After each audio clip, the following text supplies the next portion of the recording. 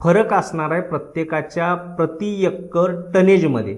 आणि हे प्रति एकर टनेज तुम्हाला जर चांगलं मिळवायचं असेल तर बदललेल्या परिस्थितीनुसार तुम्ही तुमच्या द्राक्ष पिकामध्ये बदल करणं गरजेचं आहे। यामध्ये सगळ्यात पहिलं महत्त्वाचं काम आहे, तुम्हाला तुमच्या बगला किंवा खोडा हा वेळच्या वेळी काढायचा आहे।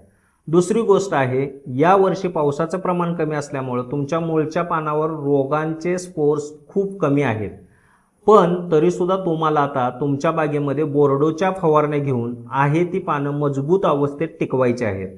म्हणजे जसं आपण सांगतोय की बोर्डोच्या 3 फवारण्या 100 लिटर पाण्यासाठी पहिली 250 ते 300 ग्राम मोरचूद आणि 120 ग्राम चुना, आणि याच्यामध्ये दुसरं काहीही मिसळायचं नाही स्टिकर सोडून। याच्यामध्ये पोटॅश टाकायचं नाही, सल्फर टाकायचं नाही, दुसरं काहीही टाकायचं नाही, फक्त चुना, मोरचूद आणि स्टिकर या पद्धतीची पहिली फवारणी 100 लिटर पाण्यासाठी 300 ग्राम मोरचूद 120 ग्राम चुना, दुसरी फवारणी 400 ग्राम मोरचूद 160 ग्राम चुना, आणि तिसरी फवारणी 400 ग्राम मोरचूद 160 ग्राम चुना